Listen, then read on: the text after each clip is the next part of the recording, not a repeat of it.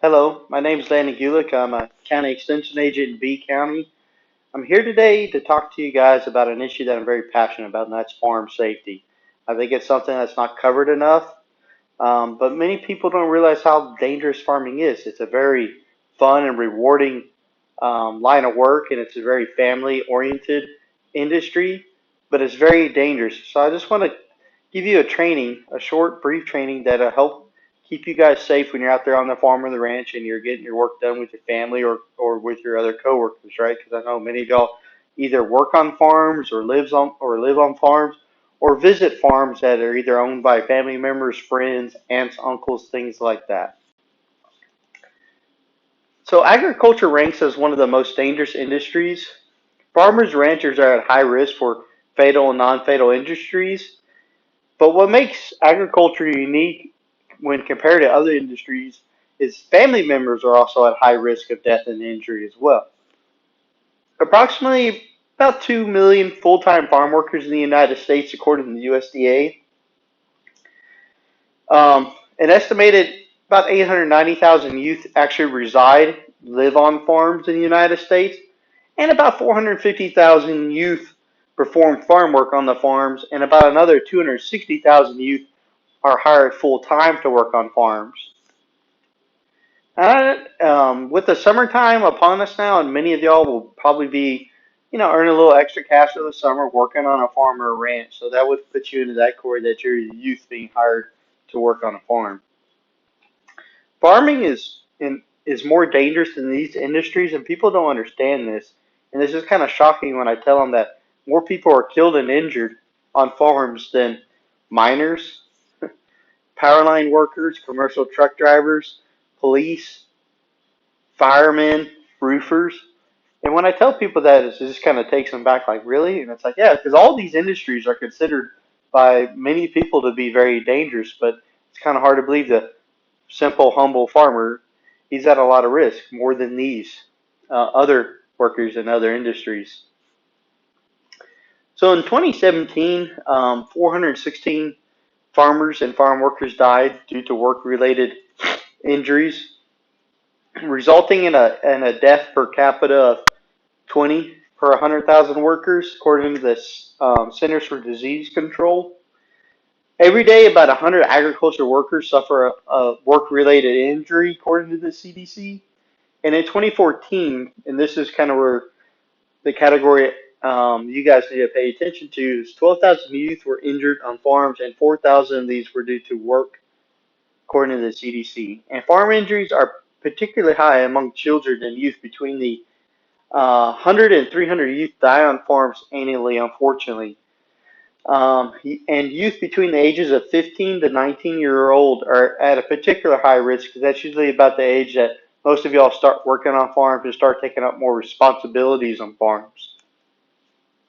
Why am I doing this presentation? Like I said before, it doesn't make sense that agriculture being such an important element of our society and such a dangerous job that there are not more training and programs and support for farmers and farm families. So hopefully with this training, it will help you be a little safer and prevent accidents on your farm or ranch. With that said, let's get started. So working on the farm is dangerous, so how can we reduce our risk? So some key things you need to remember every day you're working on the farm or ranch. You need to have these three things in your head. The first one is safety is everyone's responsibility. You are responsible for your safety and the safety of others. Safety needs to be practiced every day. Remember, it just takes that one time for an accident to happen, for a lapse in safety, and a terrible tragedy or a terrible accident can happen. And make safe happen. Being safe is a lot of work, but it has to be done to protect yourself and others. So you got to make it work. Got to work hard at it too. It just doesn't happen by itself.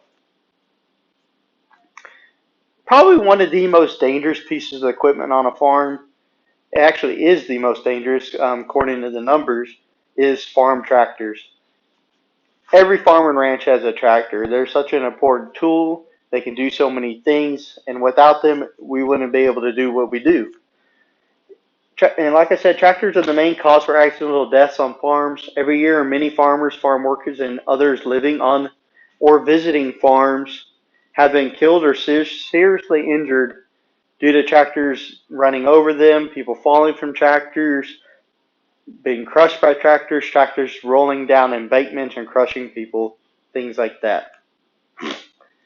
Here's a pie chart that I got from the USDA illustrating farm accidents and death rates um, per equipment. So if you look at this biggest area in the pie chart, it says farm tractors. So you can see that farm tractors do cause the majority of our injuries on farms and ranches.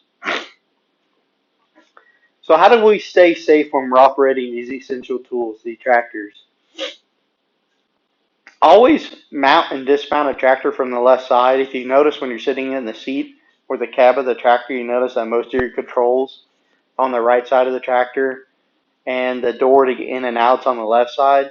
And that's so you don't, if you don't crawl through the right side and kind of weave your way around, because you can inadvertently disengage or engage controls on the tractor that could cause some issues that could be dangerous. So don't do that. So always get off on the left side. Also, probably the number one rule on the tractor is one seat, one rider. Don't do this. Every time I see this picture, I giggle. You can see these two gentlemen. They're riding on the tractor. One's driving. One's just standing on the fender.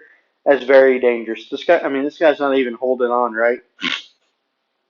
And what could happen is he could slip, fall, hit a bump, things like that, and he could either be run over by the tractor. And I know the tractor doesn't have an implement, but what if it was pulling a shredder? What if it was pulling a disc?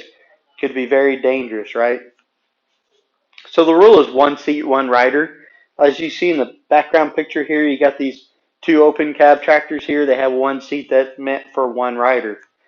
I There are some bigger row crop tractors these days that have two seats, and that's fine for to have a passenger because there is a seat for them. And what those seats are for, it's for the tractor operator to show maybe a new employee or somebody a new implement they've never ran before, show them how to operate it and use it correctly. So that's seats there for like a trainee, right? So if it's got two seats, it's fine, but you still got one seat per person, and that's the rule, right? Also, tractors need to have a rollover protection bar and as well as a seat belt. And what the seat belt's designed to do, if a tractor does roll over, it will keep you stationary in the seat. And the rollover protection bar will keep the tractor from crushing you, right? One does not work without the other. You can't just have a seat belt and no rollover protection bar, and you can't just have a rollover protection bar and no seat belt. They work in conjunction with each other, right? Um, Another thing to be very cautious of is the power takeoff, which stands for PTO. We've all heard, hey, PTO, right? That stands for power takeoff. What that does is the drive shaft that operates the power to many implements. They spin at very high RPM, revolutions per minute, 1500, 2000 RPM, right? Never be close or near a running PTO. Always be aware of it because it can easily suck you into it, causing serious death or injury. Another thing when working around equipment is don't wear loose clothing. Always tuck in your shirt like I am here. Women, always take your hair and put it up in a bun. Loose clothing, hair can all be easily entangled into machinery. So always tuck those things in. Another important thing that's going to keep you from getting injured around equipment is to make sure all your shields and guards are in place. So if you look at the back of the tractor here, here's the PTO, here's a guard around the PTO, here's a drive shaft. This is like a piece of plastic, so if you were able to brush up against it, this plastic doesn't actually move, so you don't have to worry about that. And then there's more guards here on the actual implement itself. Don't take those guards off. I know there's a lot of people I see it. Those guards, they feel like they get in their way, and it makes it hard to disconnect different implements and connect new ones. So they like, I don't need that. I'm gonna unbolt that guard. Don't do that. It's there for your own safety. So make sure all them guards and shields that when you bought the tractor or bought the piece of implement are on there. They're for your safety. And like I said, it's just something you have to live with. It might make it a little bit more difficult to do something, but they're so important. When equipment is being operated, keep your distance. Here in this picture, you can see a tractor who's pulling a rotary shredder behind. Um, those things are notorious for picking up rocks and slinging them at high velocity in any direction. So when things like that or any implements being used, it doesn't matter if it's a someone is plowing, cutting hay, baling hay, keep your distance because that operator he's looking down the field, he's trying to pay attention to what he's doing. He might not be looking for people walking around or standing too close. So when a tractor is being operated or in use, keep your distance, right? Another thing to watch out, especially when you're, hooking up new implements and you're helping somebody back up the tractor and you're giving directions, is avoid blind spots. So as we see here in this picture, this is a picture from inside the cab of a tractor. You can see that there's many blind spots. There's blind spots in the front and on the sides and in the back. So make sure that the tractor driver can always see you at all times. Never be in a blind spot where he doesn't see you. Tractors are very loud, we know that, and tractors these days, many tractors are equipped with air conditioned cabs. So it might make it very hard for a tractor operator to hear you. So how can he communicate? So you need to utilize hand signals. Here's a slide I got from the USDA Tractor Safety Handbook. It's got some illustrations of different hand signals. These are very important. Um, start engine, raise equipment, right? Move out, things like that. So this is some great hand signals you can utilize when you're trying to help someone change out implements, things like that, backing up to a trailer, whatever. Operating tractors, drive at a safe speed and retain control over unexpected events. So when you're traveling, let's say you're traveling from one field to the next, um, don't go faster than you're more comfortable with. When you're in a hurry, when in a hurry, accidents happen. You just got to remember that. So drive at a safe, controllable speed. Understand if you're taxing down the highway, you're going down the highway. Yeah, you need to be in the highest gear possible, so you're not upholding traffic. You're not causing a traffic jam. But that's fine. You're usually going in a straight direction down an open highway, so that's fine. I'm talking when you're in the field driving down your farm road or one field to the next. Don't go too fast. Travel at a safe speed. Watch for ditches, logs, rocks, depressions, and embankments. Last thing you want to fall off into an embankment and cause a tractor rollover. On steep slopes without a trailed implement, reverse up the grade, reverse up the hill. I know if you're pulling an implement, it says you can't do that, but if you are, go very slowly. Engage the clutch gently at all times, especially when going uphill or towing. Use a wide wheel tractor possible on hillsides and sloping ground.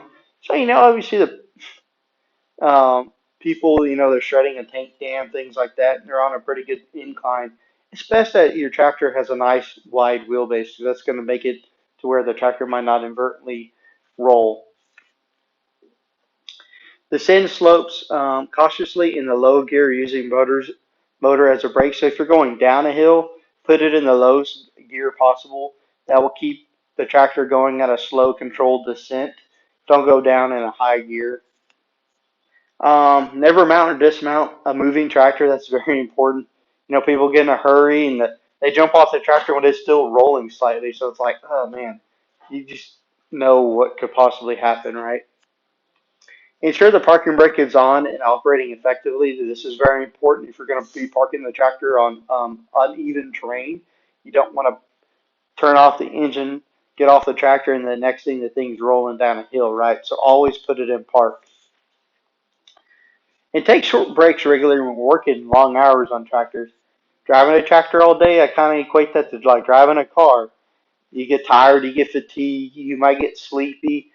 Every hour, every 2 hours, jump off the tractor, walk around a little bit, maybe go check whatever implement you're pulling, make sure everything's functioning right and there's nothing broken. Get you a drink of water, stretch your legs, get back on the tractor and go about your business. Just like driving a car, the text dot says stop every 2 hours, get a cup of coffee, get a drink of water, use the bathroom, things like that. Chemical and pesticide safety. Chemicals on farms can be dangerous. Common agricultural chemicals includes fuels, solvents, insecticides, herbicides, fungicides, fertilizers, and even veterinarian chemicals that we use to treat animals. Pesticides are chemicals that kill pests. The word "cide" on the end of pesticide is a Latin word that means to kill. Pesticides can be categorized into three basic groups: herbicides, which kill plants, fungicides that kill funguses, and insecticides that kill insects. Farm chemicals come in many forms, such as liquids, powders, granules, pellets. Some of these chemicals are very dangerous and remember, only be handled by a certified adult. Adults, don't let your young child be exposed to pesticides, right? Handling them should only be certified adults should be able to handle those things. Chemical safety and pesticide safety. All farm chemicals need to be stored in the original container. Never, I see people do it all the time, is they store a particular pesticide in a Coke bottle, milk jug. This looks like a lemonade bottle. Young child could see that up on the shelf and see, oh, that's a Minute Maid lemonade. I want some lemonade. I'm thirsty. Opens it up. You know, they just exposed a child to a potentially dangerous pesticide, right? Not good. All chemicals and pesticides should be stored behind a secure and locked area, like a locker or a room that has a lock and out of reach of children, right? Just don't throw them up on the shelf in your garage. This picture of a young girl here reaching for, looks like a water bottle, but it might not be just water in there, right? Very dangerous. Don't put chemicals into beverage containers. Very, very dangerous. As you can see here, this is a cabinet that's a locker. This gentleman here has got all his chemicals, his pesticides in that cabinet. When he's done, he can close the cabinet, lock it up. That's how you should store your pesticides. Um, Only certified adults should be handling them anyways. Adults, when you are handling pesticides, if you have a private applicator's or commercial applicator's license, you know all about PPE. So make sure you're wearing that. You're wearing your rubber gloves, a mask or respirator, a face shield or goggles, and long sleeve shirt or an apron. The number one goal when working with pesticides is reducing your exposure, especially if you've been farming a long time and many years. You have is what we call chronic exposure. You're exposed to that pesticide for a long time or many years. So if you can reduce your risk, better off you will be of having some kind of medical injury or condition caused from chronic exposure. So always be cautious, wear your PPE to reduce your exposure. Very important, very important. In the case of a pesticide poisoning, what do we do? Okay, you're on the farm, you're on the job, someone starts um, experiencing the symptoms, and we'll go over the symptoms here in a minute of poisoning. You need to go to the hospital, emergency room. You need to see a physician and maybe call the Poison Control Center. Call their hotline right there. Also, it's important to provide information about this pesticide to which you may have been exposed to. Where's that information? Where do I find that? This information is located on the pesticide label. The pesticide label contains any relevant and important information about that pesticide. By law. It's in there.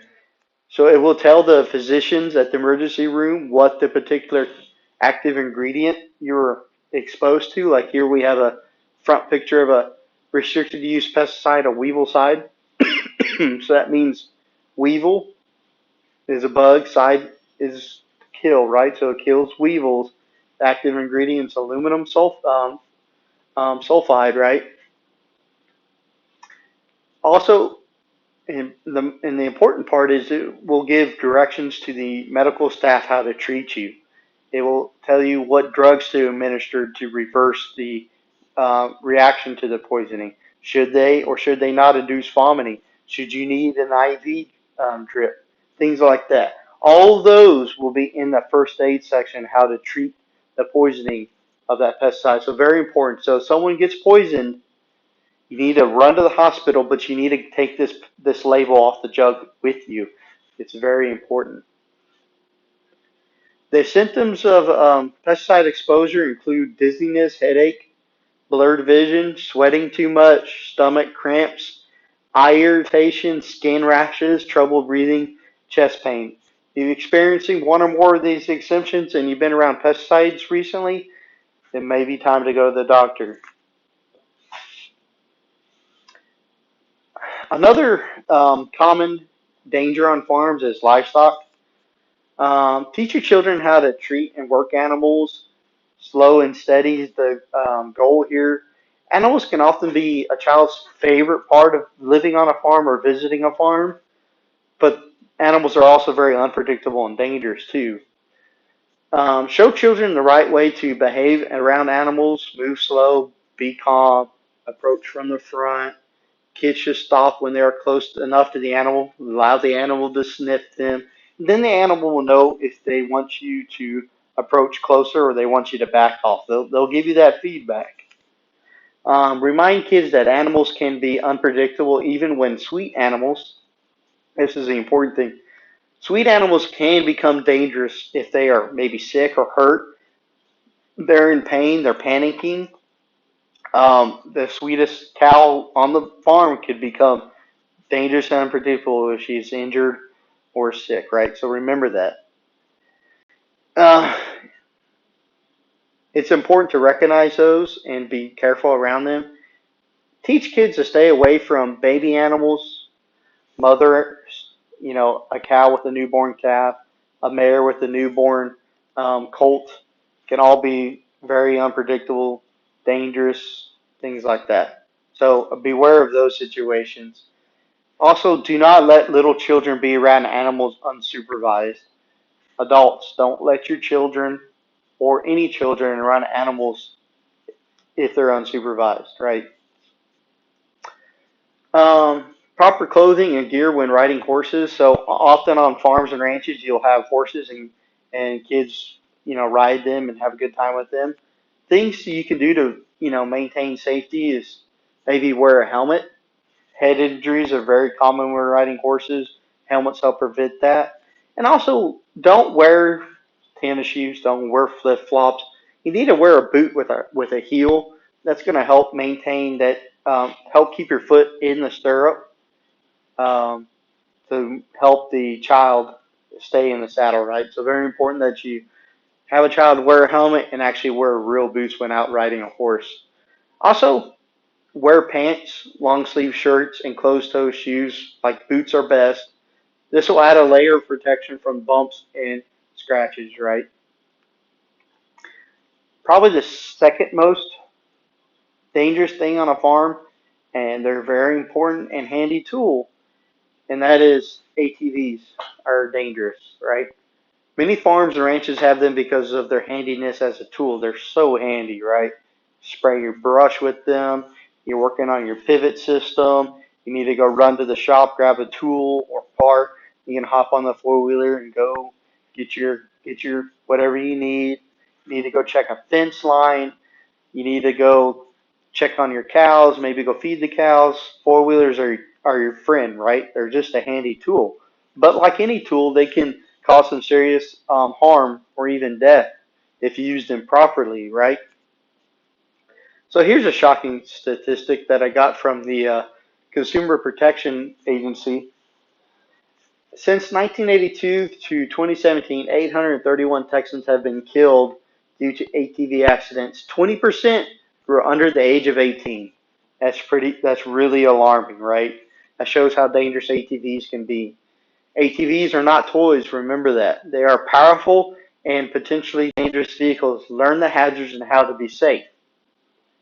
ATV safety, just like riding a horse, always wear a helmet. Very important. You can be thrown from an ATV very easily. In fact, my brother-in-law, he was thrown from an ATV about 3 years ago out on the ranch riding around, suffered a serious brain injury. Actually had to be airlifted to San Antonio. Luckily, he is fine.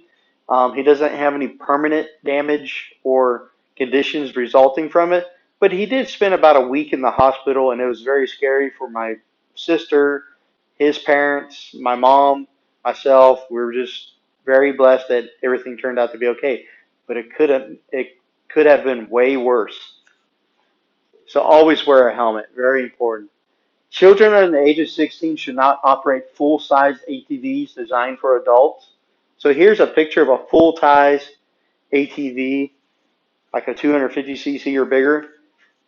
Adults, those are designed for a full-size adult. They're not designed for a 9-year-old kid. Now they do make ATVs for smaller children, and size is appropriate. You need to pick the appropriate size for the age of the child, just like a shoe. A shoe's got to fit or it's not going to work. Just like an ATV's got to fit or it's not going to work. Also, don't let children drive ATVs who may not be capable of driving it. They've never been on an ATV. They've never been taught how to drive an ATV. Even if it is the appropriate size for them, you're going to have to teach them. You're going to have to show them. You can't just let them drive it because that could cause a potential accident, right? So here you can see a child on an ATV. He's wearing a helmet. It's a good thing. But you can see that this is a smaller ATV and it's the appropriate size for him, right? Um, one of the DPS troopers in Goliad County, Sergeant San Miguel, he told me he sees ATV accidents all the time when people are driving them on pavement. He told me that, and we all know ATVs are designed to be driven on various terrains, mostly off-road. The tires, the suspension system are all designed to grip onto loose, unstable terrain. When you're driving on pavement, they grip so well. If you turn sharply, it will just grip right into that pavement, and you can be thrown from it very easily. Is what he told me. So he told me to tell people not to drive those things on pavement. They're not designed for that.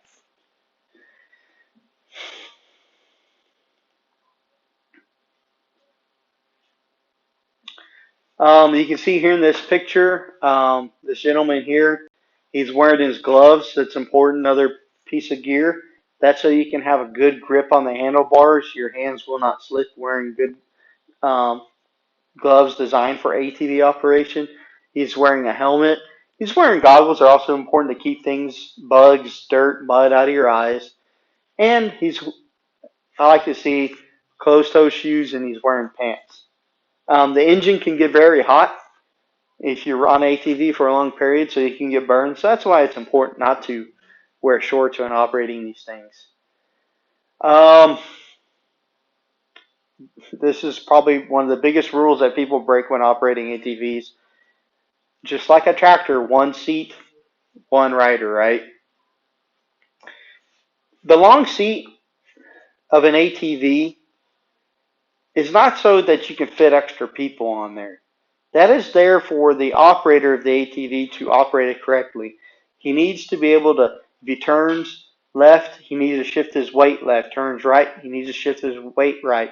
If he's going down an embankment, he needs to be able to lean back to put your weight backwards. If you're going up an embankment, you need to lean forward, shift your weight forward. That extra length in the seat is for the driver to maneuver. It's not an extra room for a person. So just like a tractor, one seat, one rider. Side by sides. You notice here there's two seats in this. There's two seat belts. That's meant for two people. You can't fit someone in the middle, and you shouldn't be putting anybody in the bed. Two seats, two riders. Also, you notice that these side by sides, they all come with a rollover protection bars, right? And they come with seat belts. What's going to keep you in the seat in the event of a rollover? The seat belt. Just like the tractors, they work in conjunction with each other. Very important. So don't do that. It's not what ATVs were meant for. These children here, they can be easily thrown from an ATV, fall off, cause serious injury. Not good, right? Don't do that. Another duty of many people perform on farms is using power equipment. Chainsaws, weed eaters, lawnmowers, grinders, sawzalls, chop saws, skill saws, all essential tools on a farm and ranch, but all can be very dangerous. Do not allow children, adults, I'm talking to y'all on this one, to operate power equipment that they're not capable of doing. They're not competent enough to use it yet. They're either not old enough or they don't have any experience operating that particular piece of equipment.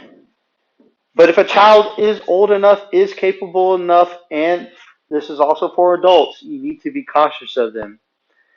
Um, Always wear your PPE when operating these kind of equipment. Hearing protection, eye protection, gloves, long sleeve shirts, pants, and closed toe shoes. You remember, you only get one set of eyes, and once your hearing is gone, it's gone forever. You're not getting it back. I knew a gentleman once in my hometown, Pearsall, where I grew up. He lost his eye due to power equipment injury. I can't remember a particular power tool that he was using, but he does have. He wears an eye patch now, and he actually lost his eye. He regrets it. He says I should have wore eye protection. That was out of my own stupidity. And like I said, it only takes one time for an accident to happen. So remember that. So always wear your eye protection, ear protection, and the rest of your PPE when operating these things, please.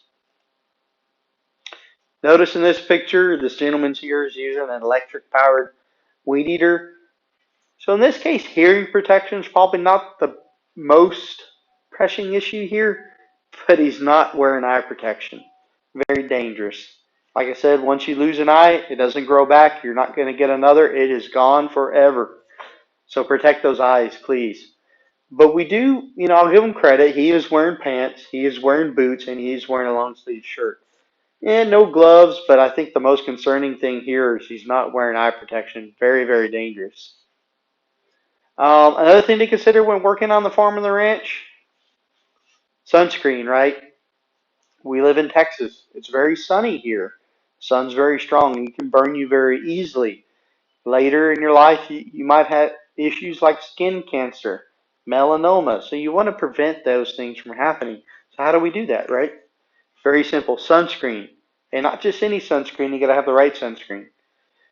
Wear sunscreen every day in all weather. Just because it's cloudy out, don't be like, yeah, it's overcast. I don't need sunscreen. No, the UV light still penetrates the clouds and can still cause you to burn. It should have a sunscreen protection factor of at least SPF of 30 or more. Ideally, like a 50, 60, or 100 would be even better. It needs to be broadband spectrum, which most sunscreens are. They protect you across all the wavelengths of light. Um, and the harmful rays is the UVA and UVB rays. So most name brand sunscreens will protect you from this. It's important that you put on sunscreen 15 minutes before going outside. That allows it to dry and to start protecting you. You need to reapply sunscreen at least every 80 minutes or more often if you are sweating or swimming. It's summertime. People are out swimming at the lake, the pond, your swimming pool, the beach maybe. So you need to wear that sunscreen to protect yourself, and if you're swimming, you got to reapply it more often. That's just the way it is. Also, this is often overlooked, but wear sunglasses. Sunglasses are just like sunscreen for your eyes.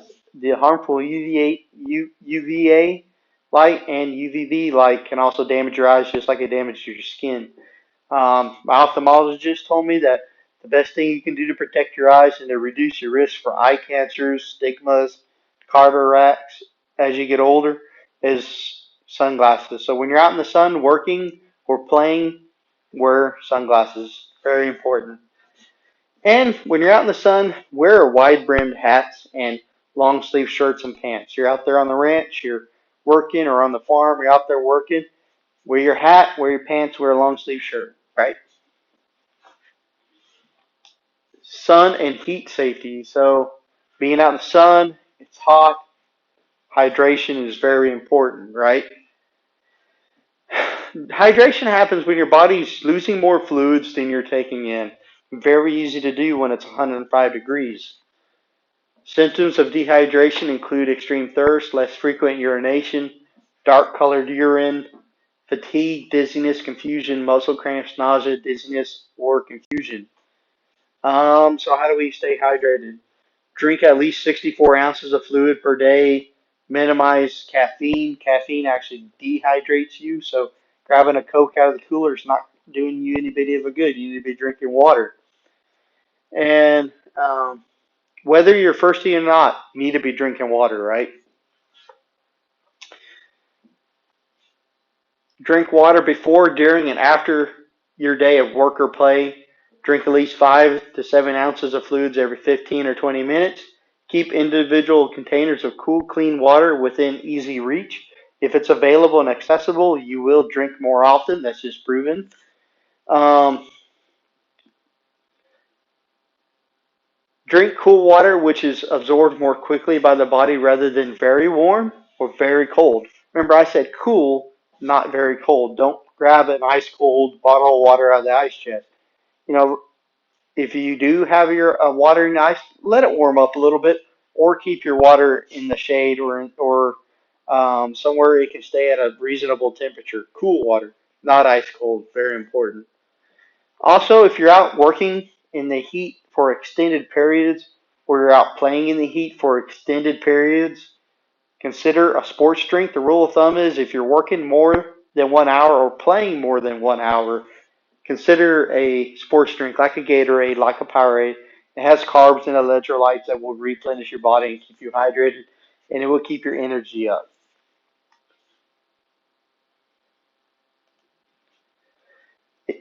Evaluate safety on your farm or ranch. Check for dangers and hazards. Learn to spot dangers before it happens. Produce a safety plan. Have a plan of action if something serious does happen. Have a plan. Okay, if this happens, I'm going to do this. If this happens, you're going to do that. And every person in your family or every person on the farm or ranch on the job site will know exactly what to do in the event that an accident does happen. Teach others what you have learned today. Be a safety ambassador. And safety is everyone's responsibility. Remember that. And maybe consider learning first aid. A first aid, it was a little bit out of the scope of this presentation, but consider taking a first aid class. It's very important. Learn CPR, learn tourniquet use, learn wound treatment, things like that. So that would be a good additional training to take besides the one I'm giving you today. Thanks for watching. Take care and be safe, guys, this summer. If you have questions about this presentation, here's my contact information here below with my phone and email. Call me. I can always share this presentation with you.